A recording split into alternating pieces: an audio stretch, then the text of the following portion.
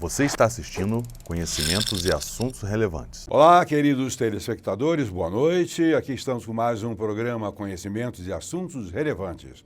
Nesta ocasião, vamos tratar de um assunto nada agradável. Realmente ele não é agradável, mas é relevante, porque nossas famílias, todas as nossas famílias estão sujeitas a um problema dessa natureza. Nossos filhos, nossos queridos, amigos, próximos ou distantes, sempre conhecemos alguém que incorreu numa situação dessa e quanta tristeza, quanta dor, quanta infelicidade ocorreu e pode ocorrer. Então é um programa interativo, contributivo sim, para acrescentar informações até para a defesa de nossos familiares, dos nossos queridos. O assunto é exatamente suicídio. Voltamos já para falar de suicídio de um modo bem leve, de um modo bem interessante. Não saia daí.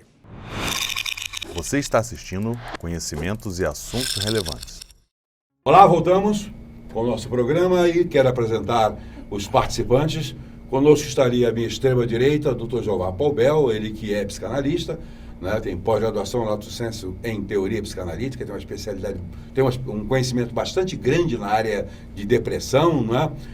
Deu sorte até hoje, não perdeu nenhum paciente, já perdi alguns, né? E não pela morte simplesmente, mas pelo fato que ele não perdeu dinheiro, né? Isso sim. E conosco está também a doutora Amanda Ramos, que é psicóloga, trabalha muito no setor de valorização da vida, né? Trabalha muito com suicidas, e eu quero cumprimentar você, Amanda, muito bem, obrigado por ter vindo, também o Jeová, obrigado por ter vindo. Boa noite. Estamos juntos aqui para contribuir com esse querido povo brasileiro. Falando em suicídio, vamos inicialmente considerar a definição. Porque definição nunca define tudo, né? Tem faltando alguma coisa. Doutora Amanda, na sua concepção, na sua experiência, suicídio é o quê? Boa noite, doutor Heitor, boa noite, doutor Jeová, boa noite aos telespectadores. Suicídio, sendo bem direto, é o ato de dar fim à própria vida intencionalmente. Nunca tem uma causa simples, né? É um fato muito complexo, muito doloroso, é o cabo, assim, de muito sofrimento. No mundo todo, as últimas pesquisas apontam aí para 800 mil casos por ano e no Brasil também virou um caso de saúde pública. Pois é, interessante que a ideia que se tem do suicídio, o indivíduo que está fora, que conhece aquele que tentou ou conseguiu ou perpetrou o ato suicida e diz, fulano de tal não tinha problemas, né? Bem financeiramente, família bem, tem dinheiro, bom salário, patrimônio bom, etc. Ele não tem motivos, mas tem. Ele tem motivos, né? Talvez não tenha razão de um ponto de vista maior, que justifique o ato. Mas motivo ele tem. Esse motivo, Amanda, é alguma coisa absolutamente pessoal e fora de qualquer tipo de avaliação? Sim, muitas vezes é um motivo muito pessoal, que quem está fora realmente não está entendendo o que está acontecendo, porque é a interpretação própria, né? É o desejo de morte que está dentro dessa pessoa. Geralmente há uma doença mental instalada, na maioria dos casos há uma depressão, e a pessoa nesse contato com o real, com o sofrimento intenso, ele não vê uma saída. As causas podem ser variadas, nunca é uma causa só, é um complexo de coisas que leva ao extremo sofrimento da pessoa a ser capaz de tirar a própria vida. Jeová, eu costumo dizer para as pessoas que criticam os suicidas, né? Eu acho algo muito temerário. Quem somos nós para criticar uma pessoa por um fato extremado dessa natureza? Não foi à toa. Eu diria o seguinte, tenho dito, não diria, que se nós, que não temos essa intenção, que não temos esse impulso pudéssemos, nós somos chamados, conhecidos e tidos e havidos como sadios, né? Não, nem tanto, não exageremos também, mas somos chamados de sadios. Se nós pudéssemos entrar na cabeça da pessoa que está querendo se matar, querendo ir à morte, passar ali 1 minuto para sentir o que ele sente, pensar como ele pensa, ver a vida como ele vê, e pudéssemos sair e dar um testemunho, nós diríamos o seguinte: ele está certo. Né? Ele está certo, ele tem mesmo que se matar, não tem jeito para ele. Você concorda com isso, Jeová? Talvez diríamos, né? Não sei como é que ele não fez isso ainda. E olha que nós estamos rindo de desgraça dos outros. Né? Mas essa minha concepção, essa minha maneira de pensar, não é para justificar o ato das pessoas, né? Mas, na verdade, há motivos motivos tremendamente fortes para ele praticar aquilo. Não é uma insanidade no sentido de banalidade. Não é uma banalidade. Não é. Não é, né? Não é. Jeová, suicídio ancorado no instinto de Thanatos. O que você me diz sobre isso? Sim. A palavra Thanatos é um vocábulo grego, uma palavra grega que significa morte. É aquilo que Freud escreveu a sua obra, O Princípio do Prazer, há exatos 100 anos, não é? E ele trabalha a questão do princípio de vida, princípio do prazer, eros. Muita gente, quando ouve Freud falar sobre sexualidade, muitas pessoas pensam que ele está falando sobre sexo, mas não está falando sobre sexo, está falando sobre o princípio do prazer. Onde o sexo é um deles. É um deles, não é? Aquilo que nos estimula, não é? E tem a pulsão de morte, ou instinto de Thanatos, não é? Que é uma energia psíquica que nos leva à estagnação, não é? E pode nos levar até a morte. Não é? Todos nós temos a pulsão de morte e a pulsão de vida. Isso vai de acordo com a construção de cada indivíduo. A educação, questão de fé, religião, a maneira como uma pessoa foi criada e se ela também tem ou não algum problema neurológico.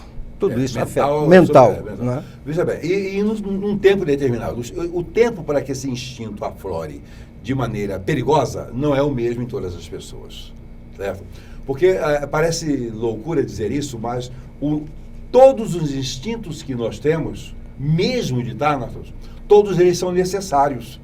Porque suponhamos que não existisse esse instinto, e o indivíduo fosse envelhecendo, tendo a decrepitude do seu organismo, de sua saúde, das condições tais. Chega um momento quando o conjunto fisiológico não consegue mais não suportar mais.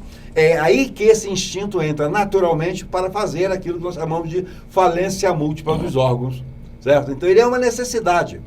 O suicídio, na verdade, é uma antecipação por fatores psíquicos, circunstanciais, etc., disso, para um tempo totalmente fora dessa previsão, dessa medida, digamos, da inteligência divina colocada no ser humano.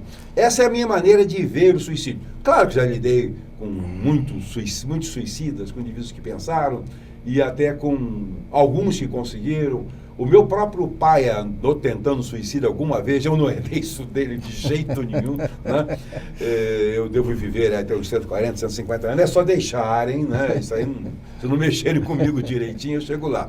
Mas a verdade é que meu pai tentou algumas vezes, e um tio, irmão do meu pai, conseguiu. Foi altamente eficiente a primeira vez que tentou, né? Pois bem. Mas a mente do suicida. Antes da mente suicida, vamos falar sobre o estado psicótico do suicida. Quando eu falo de estado psicótico do suicida, é a situação em que ele se encontra naquele momento. Ainda que ele não seja um psicótico, ele sai do princípio da realidade, né, doutora Amanda? Olha, entender a mente do sadio já é extremamente complicado. A nossa não, a nossa é uma beleza. Fácil, não é fácil de entender. Mente de mulher, então, é muito de mulher fácil. Não tem jeito. Mas mesmo assim, com esse defeito de fabricação, nós continuamos gostando dela. Não é verdade? Então imagina você entender uma mente suicida entremeada de tanta dor, né?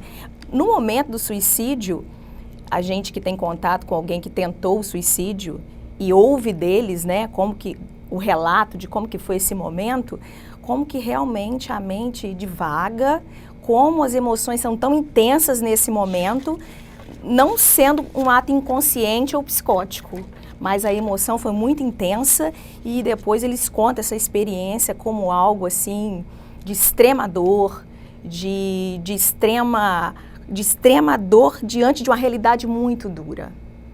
Não se aguentou essa realidade e chegou a tentar contra a própria vida. Completando aquilo que o Dr. Jeová falou, é quando realmente a pulsão de morte, ela se sobrepõe à pulsão de vida. O desejo de viver, ele é vencido por essa dor tão intensa.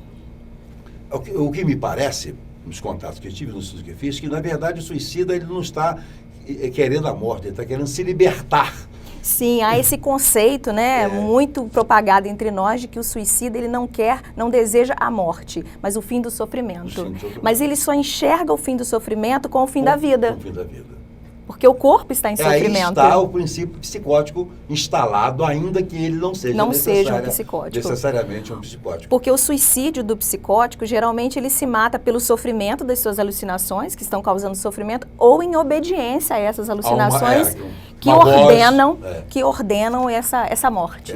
Esse tipo de suicídio, que não é muito comum, né? Aliás, não é muito comum. A maior parte dos suicidas está fora do grupo mais do neuroticismo, né? Mais dentro da neurose do que propriamente da psicose.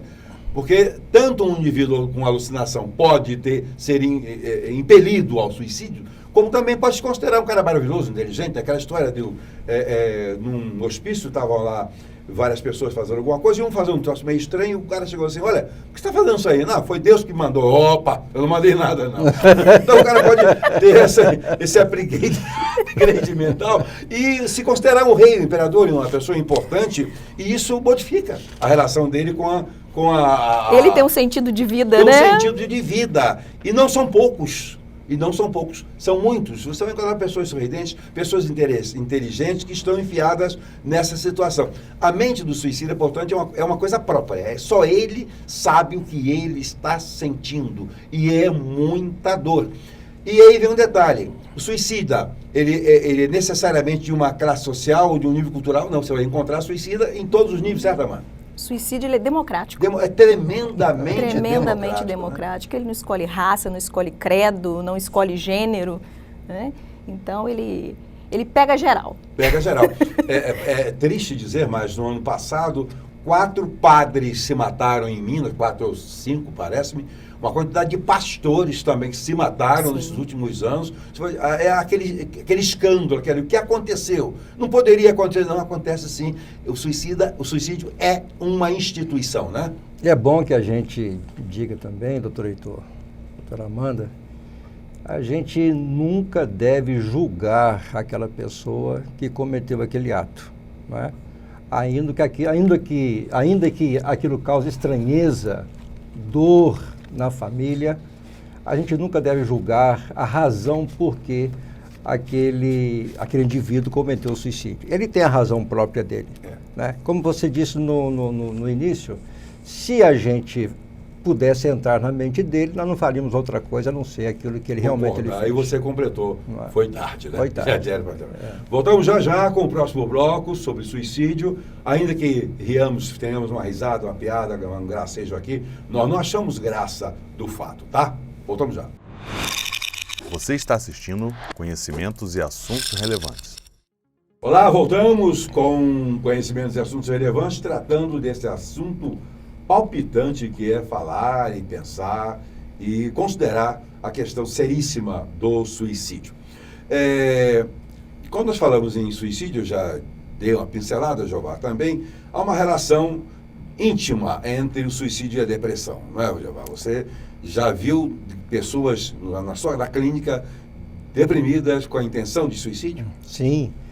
É bom que se diga que depressão é uma doença séria, uma doença grave que precisa ser tratada. Ela pode ser leve, pode ser moderada e pode ser severa, o que nós chamamos de depressão maior. Não é? E ela afeta basicamente o humor, não é? O transtorno de humor. Afeta a nossa rotina, afeta o nosso prazer de viver, a nossa sociabilidade, ela afeta tudo no ser humano. Não é? Você não consegue trabalhar mais direito, as suas relações interpessoais ficam comprometidas, a pessoa começa a buscar o isolamento, enfim. E o quadro depressivo com uma mente suicida é dar água a quem quer de beber. Não é? Se instala ali um processo, não é? De angústia, de tristeza, que nós chamamos de tristeza teimosa, não é? Aquela tristeza constante.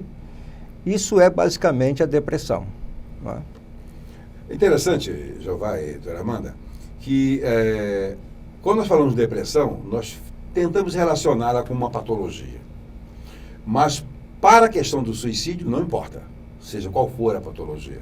Porque a depressão existe como pura e simplesmente depressão, que é depressão maior, né? Existe a depressão menor. A depressão maior é psicótica, ela faz parte do espectro das psicoses. Você vai encontrar o transtorno do humor, o transtorno bipolar, né? Antigamente chamado de psicose maníaco-depressiva, né? Bipolar, 2 polos. O indivíduo, ao mesmo tempo que está hoje muito feliz, muito alegre, extrovertido, amanhã ele está pensando em se matar. O mesmo indivíduo. E isso às vezes acontece em fatores de horas. Aí já não é mais um transtorno bipolar. Embora exista a bipolaridade, é um caso de ciclotimia, né? A diferença é que o bipolar é psicótico, o ciclotímico é neurótico. Mas na prática é a mesma coisa. A dor é muito próxima, né, uma da outra. A dor é pior, na verdade, no neurótico. Pior do que no psicótico. Porque no neurótico você tem um estado de consciência, você tem uma saúde mental ainda um tanto quanto preservada. Você compreende a dor. Se compreende a dor, né? O psicótico pode ser que não. O esquizofrênico um pouco, porque a esquizofrenia é uma mente dividida. Ele tem um pouco de realidade e dá um pé no abismo, outro pé num terreno sólido, diríamos assim.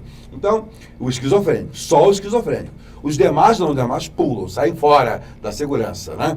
Pois bem, então a depressão pode ser provocada por psicose, pode ser provocada por neurose, mas pode ser provocada também por um transtorno desglandular, um problema de glândula, hipertiroidismo, hipotireoidismo, pode ser provocada por disfunção cardiovascular, disfunção pneumológica, enfim, rins, todos os órgãos que liberam algum tipo de hormônio ou algum tipo de toxina pode fazer uma intoxicação cerebral e produzir a depressão.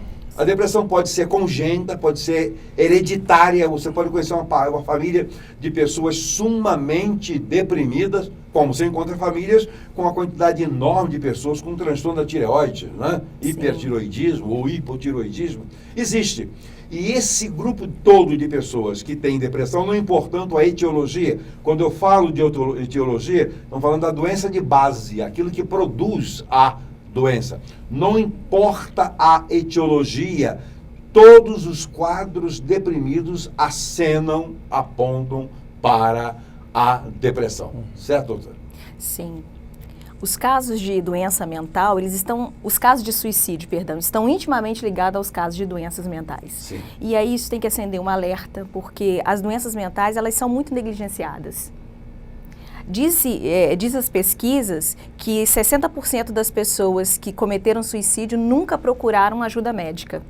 Isso não se aplica às outras doenças. Não. Imagina uma pessoa com uma doença renal, com cálculo no rins, não sei se vocês já tiveram. Graças a Deus não. Mas isso é ótimo, maravilhoso. Já tive 6. Pois é, né? Então imagina quando dói, a pessoa corre para o primeiro socorro que acha. E as pessoas com doenças mentais costumam negligenciar esses sintomas e acabam nessa negligência não se tratando e em casos de depressão maior, nos transtornos bipolares não tratados, né? Nos transtornos de personalidade, acabam chegando ao ato suicida. Pois é. E isso aí não é uma coisa simples. Por que ele não procura ajuda? Porque também não é encorajado pela família, quantas vezes, né? É muito comum a gente potencialmente falando, não nós que não fazemos assim, né?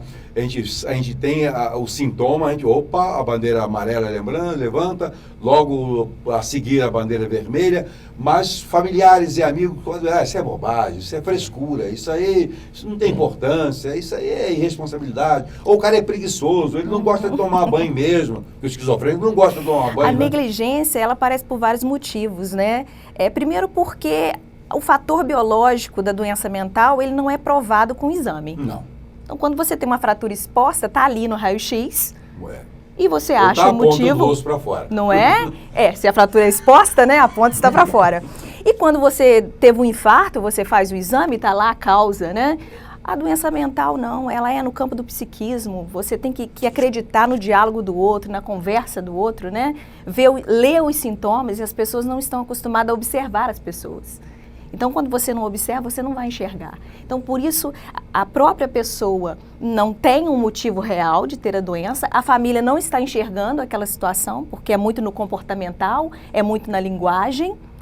E há essa negligência que o senhor acabou de citar, olha, isso é bobagem, está querendo chamar atenção. É a pessoa, o outro fulano passou pelo mesmo problema e venceu, e por que você está assim? Então, uma quantidade de fatores e ainda há o preconceito com os tratamentos psiquiátricos. Tem uma outra coisa, é o hábito, pelo menos nos povos latinos, de espiritualizar tudo, né? Exatamente. Em certos níveis aí, nós conhecemos muito bem, algumas pseudo-religiões, essas coisas horrorosas que estão aí permeando a TV e rádio, né? Que tudo é encosto, né? Claro, se eu me encostar na parede é encosto, mas fora isso aí não é encosto, né? Se alguém encostar em mim, se for homem, eu saio correndo, não quero saber mais. Se for mulher, se for feia, então nem pensar, certo? Claro que isso tudo é bobagem. Mas não é encosto, não é espírito, não é possessão, isso é doença. Nós tratamos aqui de um programa desse a respeito dessa questão de possessão demoníaca e doenças mentais. Né? Quando chega lá, você trabalha em saúde, sabe disso. Quantas vezes chega alguém lá com um quadro espiritual que o psiquiatra manda Fenergan e não resolve. Aí tem que chamar um padre ou um pastor para resolver. Né? E o que correr menos, ele vai sobreviver. vai morrer, vai se ferrar. Mas existe também o contrário, as pessoas acham que tudo é espiritual, vai resolver tudo espiritualmente. Eu não sou contra as questões espirituais, elas têm que ser resolvidas espiritualmente. Mas para aí, vamos pensar na possibilidade da doença, porque ela leva o indivíduo e coloca em rota de colisão com a morte e mata mesmo. Suicídio, doença mental. Ok, já constatamos isso, de fato o é pela linha da depressão e pela linha da própria patologia que pode desestabilizar a pessoa para tal. Agora, suicídio e dependência química. Joval, o que você sabe disso? Existe ou não existe? Ou maconha não faz problema nenhum? Cocaína também não? Crack às vezes faz. Para usuários, só os outros que se ferram. O que você acha disso? Olha, doutor, os adictos, né? Os usuários de drogas, seja maconha, cocaína, LSD, seja cachaça mesmo, né? E outras drogas mais, psicotrópicos. Isso dá uma potencializada, né? Nos instintos, né? E muita gente se refugia nas drogas, né? E algumas delas se sentem encorajadas porque a pulsão de morte sobrepuja o princípio do prazer e acaba cometendo suicídio. Eu estava tentando marcar uma consulta hoje pela manhã para uma ex-paciente minha, para que ela fosse a uma psiquiatra. Há 15 dias atrás, ela tomou todos os remédios que ela tinha, não é? E num só momento, e tiveram que correr com ela, evidentemente, para o hospital para fazer a lavagem, enfim, não é? Mas com certeza as pessoas que fazem uso de drogas, não é? Elas se sentem desinibidas e podem, dependendo do quadro que esteja vivendo, até mesmo cometer suicídio, não é? Veja bem, e Amanda, usam drogas não só pessoas sadias, até porque para usar drogas já é difícil usar essa expressão que essa pessoa seja sadia, né? Ela já está com um problema, né? Mas pessoas que não sejam psicóticas, mas também usam drogas, pessoas com patologia dessa natureza. E aí como é que fica? A droga sobre uma droga, a droga, né? Na vida sobre uma droga de vida, que é uma doença dessa. Mano. O uso de droga é considerado um transtorno mental, então ele precisa tá lá no ser, F10, né? Precisa ser tratado como tal. A gente entende que uma pessoa que tem um comportamento autodestrutivo, existe uma questão de sofrimento aí. Por que usar droga? Por que eu vou me destruir? Porque é conhecido em larga escala que a droga não faz bem. E a pessoa faz o uso. Então, ela já está buscando uma autodestruição. E, em muitos casos, a pessoa comete o suicídio no momento de uso e abuso da droga porque a droga dá uma coragem. Ela tira ela desinibe, né, a pessoa. Sem falar do fato de quantas vezes já está usando a droga ou fazendo qualquer outra coisa, indo na direção do próprio suicídio, de um modo até tanto quanto inconsciente. Né? Sim, e aí a overdose, né? É a overdose. Né? Pode acontecer. Diz que a overdose é muito boa, mas todos que praticaram, ou quase todos que praticaram, conseguiram antecipar bastante o tempo de vida em que sofreriam, né? Para sair daí para um sofrimento ainda muito pior. Não é brincadeira o que estamos falando, é coisa muito séria. Mas a relação droga com doença mental é, sem dúvida alguma, coisa pior ainda do que qualquer outra. Sim. Né? Se não é boa para o sadio, porque não pode ser. Se fosse coisa boa, não teria esse nome, né? Seria droga, né? Seria o quê? Seria que uma bênção, não? Tu cheirar uma bênção, tomar um copo de bênção, né? Aliás, não apareceu nenhuma cachaça ainda com o nome de bênção, né? Tem muitos nomes até interessantes, mas não passou. Eu, graças a Deus, nunca me envolvi com nada disso, posso até brincar, mas a coisa é muito séria. Portanto, voltamos já com o terceiro bloco, não saia daí, obrigado. Você está assistindo Conhecimentos e Assuntos Relevantes. Ok, voltamos com conhecimentos e assuntos relevantes, tratando sobre suicídio. Sinais de alerta de um potencial suicida. É claro que ele dá dicas aqui e ali de que pode caminhar nessa direção. Doutora Amanda. Sim, a gente percebe que sim. Geralmente os alertas são verbais, comportamentais, e hoje muitos alertas são virtuais. Agora está complicado. As pessoas vão para a rede social e acabam publicando algo, letra de música, ou a identificação com algum personagem famoso que se suicidou, alguma colocação, às vezes, muito explícita mesmo, de que quer fazer, de que vai fazer. Vou deixar você em paz. Isso, vou me despedir da vida, não aguento mais. Né? Então, há indícios. Olhos treinados começam a perceber esses indícios desde que eles sejam muito sutis. Mas, senso comum, as pessoas só vão perceber algum sinal quando a pessoa já tiver cometido o ato. Mas a gente usa os 4 Ds, que são os 4 Ds do indício suicida. Para eu não esquecer nenhum, eu anotei. Então, deixa eu falar. Isso aí. É bom que eu quero me prevenir aqui. Não é? 4 Ds. Depressão, desespero, desesperança e desamparo. A pessoa que reúne esse comportamento depressivo, esse comportamento de desamparo, não sinto apoio em lugar nenhum, muito pobre de vínculos, sabe? Uma visão de futuro muito negativa, uma vida muito lentificada, encontrou-se com seu vazio. A vida não tem mais sentido. É um sinal de alerta muito sério. É a falta de perspectiva, né? E a gente vê muitas pessoas assim.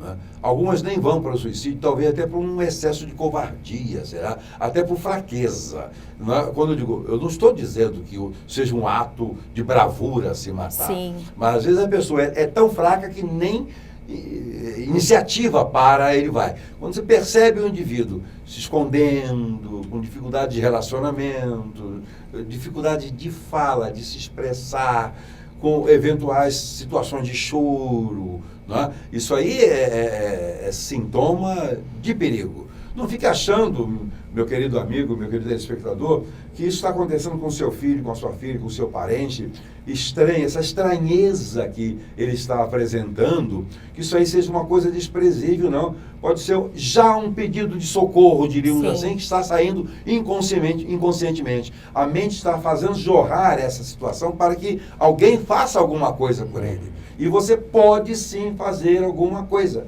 Há muitas instituições preparadas, há muitos grupos de trabalho. O Centro de Valorização da Vida é um deles. Tem um projeto muito bom, um trabalho muito bom. Há indícios e levemos a sério todas essas inclinações. Você pode estar lidando com uma pessoa pilantra que está se fazendo de mole? Pode, mas é melhor você errar. Por tomar um caminho, digamos assim, para salvar alguém e até cooperar com a pilantragem de alguém, do que você errar e não ajudar. Há uma expressão na Bíblia, um versículo da Bíblia que diz o seguinte: se você pode fazer alguma coisa, você não faz, você comete pecado. Você pode fazer alguma coisa, você não faz, você comete pecado. Você diz, mas eu não sou religioso, não sou católico, não sou judeu, não sou evangélico, mas você continua fazendo pecado, continua cometendo alguma coisa. Continua se omitindo e vai carregar uma culpa, né? Vai carregar uma culpa. Pode ser que no primeiro momento você não sinta isso aí, mas você vai sentir. Jeová, há uma frase que todos nós já ouvimos muitas vezes. Eu já ouvi pessoas falando, eu nunca vi o animal de quem a gente se refere. Cachorro que late não morde. E você confirma isso aí ou os cachorros que latem mordem? Eu já fui mordido com um que estava latindo, inclusive. Com relação ao sinal de alerta, né, do suicida, esse ditado aí não se aplica, não é? Porque nem sempre o suicida, ele fala que vai cometer suicídio, não é? Mas se uma pessoa começa a falar sobre isso já é um indicativo que a pulsão de morte dessa pessoa está muito violenta. Acentuada. Muito acentuada, não é? Então, uma família lá da minha cidade, que mora na zona rural, um senhor, já pai de família, ele começou a dizer, entre amigos, no botequim, que ele ia se matar, mas bebendo cerveja, tomando uma cachaçinha, rindo, falando de futebol, tal. Às vezes falava em casa mesmo, no contexto do lar. Ninguém dava bolas para ele. E na minha região lá planta-se muito tomate. É comum nas casas ter agrotóxico, né, veneno de tomate. E quando a sua esposa foi tomar banho, ele resolveu pingar algumas gotas na cerveja dele, né? Ele acabou de tomar, começou a passar mal, a babar, e ele se assustou com aquilo, bateu na porta do banheiro, chamando a esposa.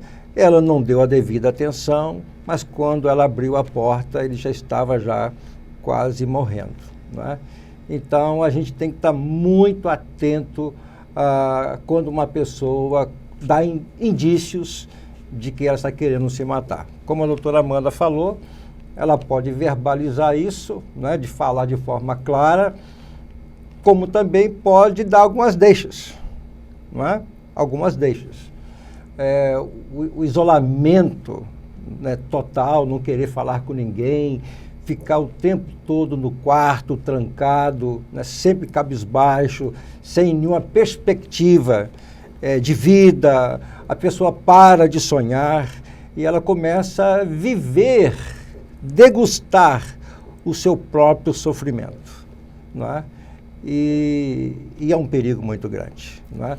E a gente, claro, né, quando uma pessoa chega ao consultório e, de acordo com o discurso dela, eu a encaminho imediatamente ao psiquiatra, não é? Porque a questão da precaução. Se ela está falando ou pensando em morte, não é? A probabilidade dela cometer suicídio é real, não é? Então temos que encaminhá-la para um profissional.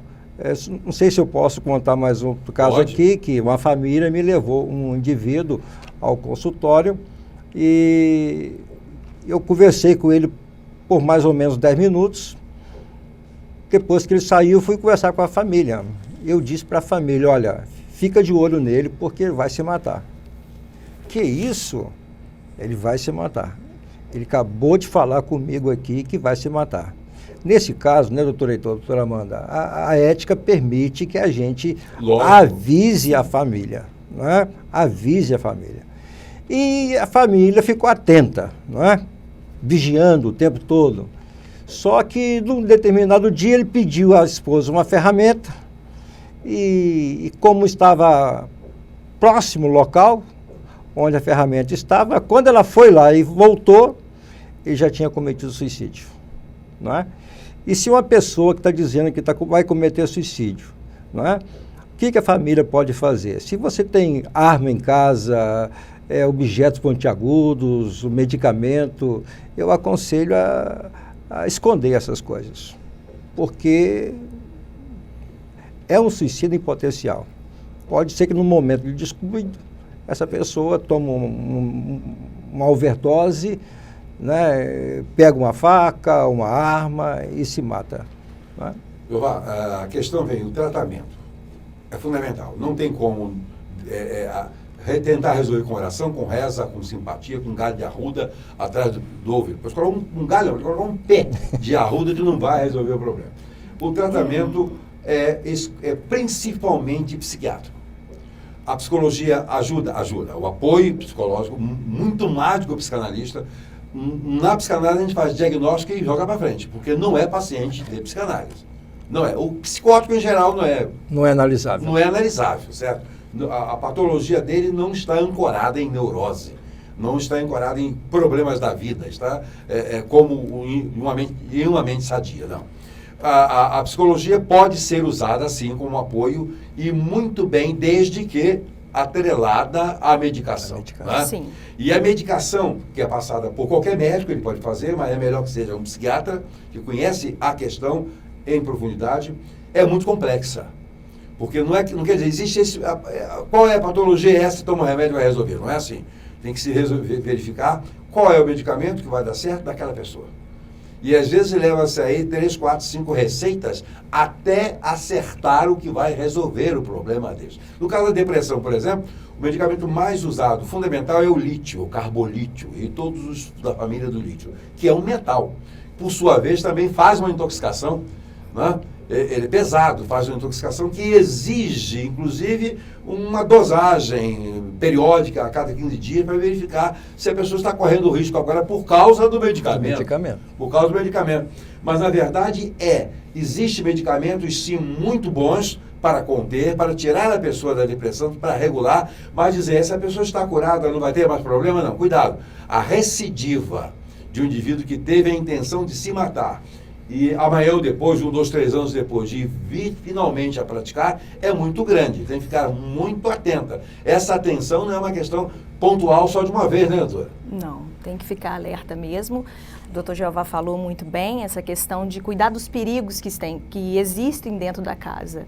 O suicida, ele geralmente divide em 3 fases, né? É a ideação, o plano e o ato. Né? Ou a tentativa, né? Aquele que tentou e não conseguiu. Então, uma família precisa conhecer qual é o plano dessa pessoa. Porque se você tem em casa instrumento pérfuro cortante, se você tem medicações, se você mora num apartamento, essa pessoa pode, né, pular lá de cima, pode pegar um carro em alta velocidade e atentar contra a própria vida. Então, essa pessoa tem que ser realmente vistoriada. O tempo todo. O tempo todo. Isso é coisa muito séria. Essa questão de instrumentos em casa, isso precisa não só ser bem escondido, como, se possível, nem ter. Se possível, nem ter, porque as pessoas vão, sim, praticam, sim, e depois fica a tristeza, a amargura, a marca, o desespero que não sai rapidamente. Voltamos já com o nosso programa, um 4º bloco, onde vamos tocar mais algumas coisas, explicitar outras coisas, entender um pouco melhor a depressão, entender um pouco melhor o instinto suicida, que é o instinto de morte, na verdade, o quanto isso pode acarretar, o quanto de infelicidade vai dar à sua família. Fique esperto, oriente aos seus e voltamos já. Não saia daí. Você está assistindo Conhecimentos e Assuntos Relevantes.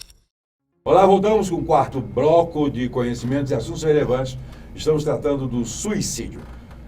Forma de suicídio. Antes de falarmos exatamente sobre forma de suicídio, eu quero pedir a participação da doutora Amanda a respeito do mês de setembro. E é especial para isso, né, doutora? Sim, é um mês que nós da saúde mental trabalhamos bastante na questão da prevenção do suicídio, porque no dia 10 de setembro é comemorado, marcado, na verdade, né?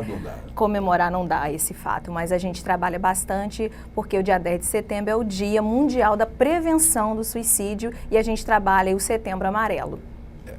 Setembro Amarelo, bandeira amarela, ou seja, o perigo, olha o risco. Atenção, né? Atenção, tudo isso que nós estamos falando e queremos ajudar a você, meu querido telespectador, telespectadora, que tem parentes, tem filhos, você mesmo tem a sua história de vida, você mesmo tem as suas amarguras, as suas agruras, suas lutas, seus problemas. Fique sabendo, existe uma vida para ser desfrutada, que é uma glória, a bênção de Deus para todos nós. E os problemas todos podem ser vencidos. Não deixe se levar por uma ideia qualquer. Não encoraje a ninguém. Ajude as pessoas. Qualquer que seja o sintoma, mesmo que você se engane, encaminhe para um profissional de saúde, para um médico, um psicólogo, sobretudo um psicólogo que tem muito mais a cuidade de perceber isso aí. E dali, do psicólogo, do psicanalista, vai sim para as mãos de um psiquiatra que tem que participar, porque somente ele conhece a dosagem perfeita, completa, ideal para os casos. Isso leva em consideração idade, leva em consideração peso, né? Há faixas etárias muito sérias que vamos começar a falar nisso agora. Amanda, o índice de suicídio no mundo está só em pessoas velhas ou está pegando pessoas muito jovens hoje? Muito jovens, idosos. Né? O suicídio, na verdade, ele está presente desde a infância, mas não é muito comum uma criança cometer o ato suicida. É muito comum uma criança que está com essa pulsão de morte muito intensa, ela se envolver em brincadeiras perigosas, se colocar em risco o tempo todo, mas o adolescente, ele já começa a buscar alguns atos. Hoje a gente tem muitos casos de autolesões, de adolescentes se cortando. Se cortando, isso aí faz parte do caminho, não faz? Faz parte, uma autodestruição. Por que se ferir? Se a gente tem essa vontade de viver, se um cisco, eu falo muito isso, se um cisco cai no nosso olho, a gente já evita. Você imagina pegar um objeto cortante e se machucar. Então o sofrimento é muito intenso. A taxa maior de suicídio, pelo que nós sabemos, varia aí dos 19 aos 30 anos e depois uma taxa maior na terceira idade. Infelizmente. Numa palavra anterior do Jeová, ele falou exatamente essa confusão dos princípios do prazer e do sofrimento que, em determinado momento, eles parecem convergir. Sim. Né? Parece convergir. Aí vem essa questão desses cortes, dessas automutilações. Né? Sim. Na verdade, o que a gente entende, geralmente quem se corta são os adolescentes, eles ainda não têm essa abstração, eles não têm esse conhecimento abstrato da vida. Então, eles tentam trazer para o concreto a dor que estão sentindo no seu psiquismo. Então, acabam se cortando para materializar essa dor. Alguns casos são por questões psiquiátricas, doenças já instaladas nessas pessoas. Mas a gente sabe também que o adolescente, ele vive muito do modismo, do grupo. Então da imitação. Então vê um grupo fazendo, acaba fazendo. Esses geralmente são pessoas que quando começam um tratamento se recuperam muito rápido e voltam a ter uma vida sadia. Mas aquele que realmente tem uma outra questão psiquiátrica mais séria, demora mais tempo, precisa de um tratamento prolongado, muitas vezes evolui para casos de tentativa de suicídio e aí a família é um parceiro fundamental no tratamento. Alguns adolescentes também para chamar atenção. Sim. Né?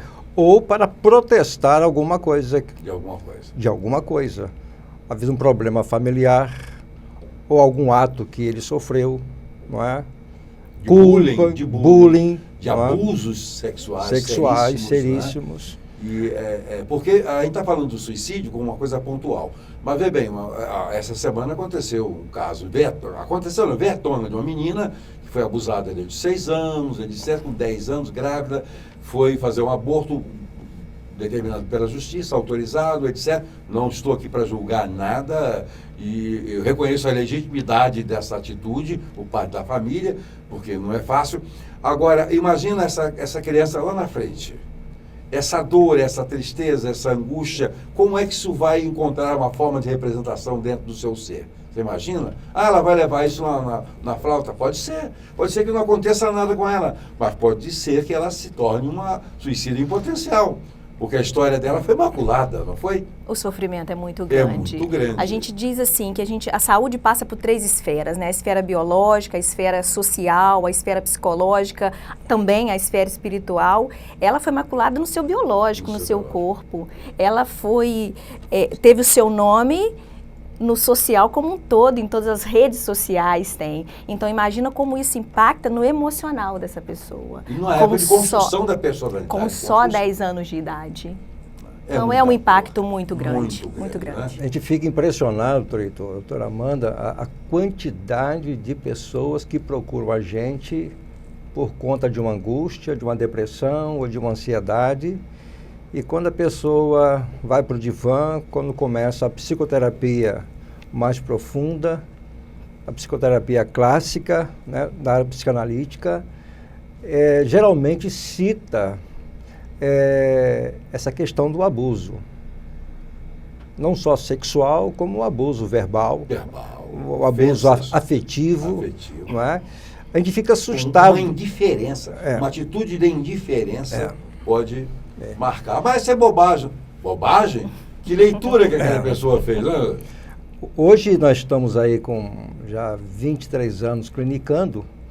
No início da clínica eu ficava assim um pouco assustado com a incidência, não é?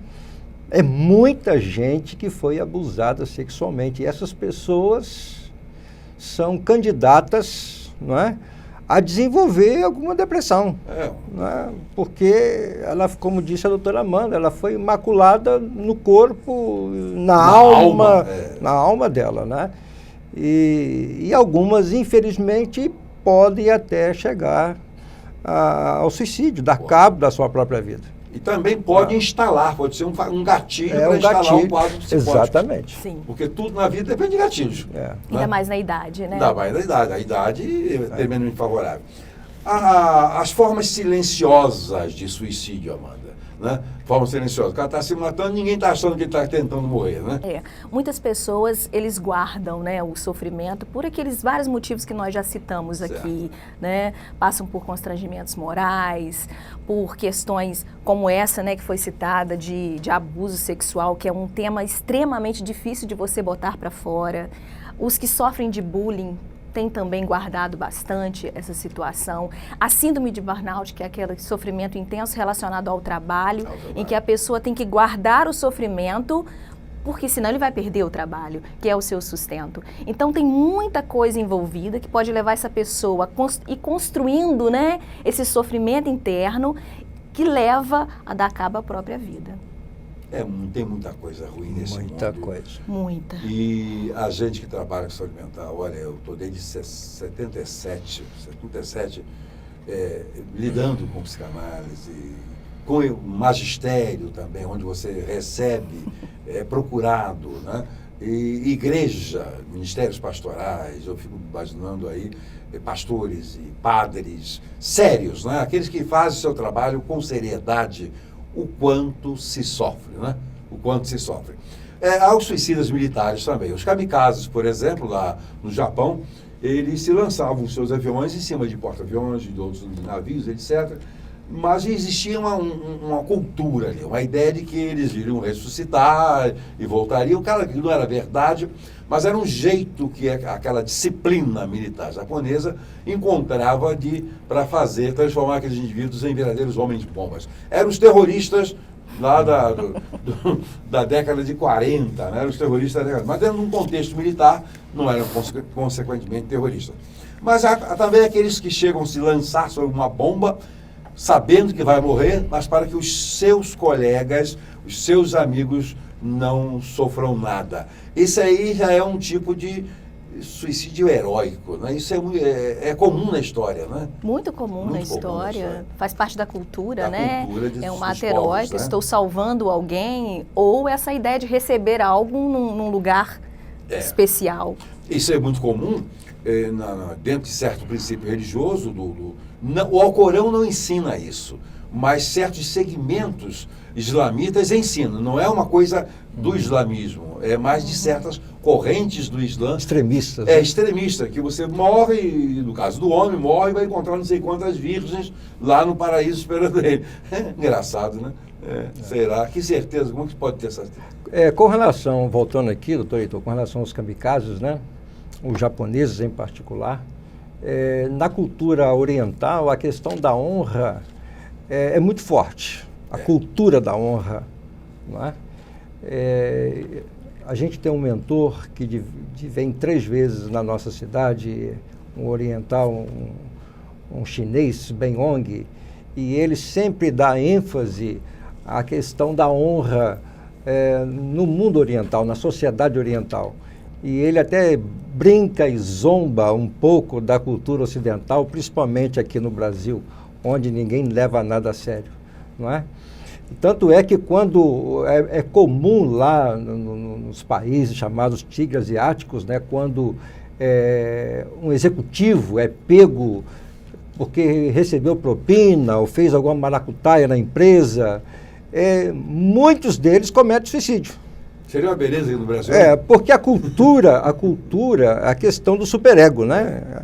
Ele aprendeu aqui o que é certo, né? O que é correto, o que é ético a vida toda. E, de repente, o mundo todo fica sabendo que ele cometeu um ato desse, deslize desse. Ele dá um tiro no ouvido, pula do prédio, ele acaba a sua vida. Aqui no Brasil, se fôssemos assim, eu iria abrir uma funerária. Olha, eu garanto que seria o melhor negócio. Claro, isso é uma brincadeira, é um xiste que nós estamos praticando.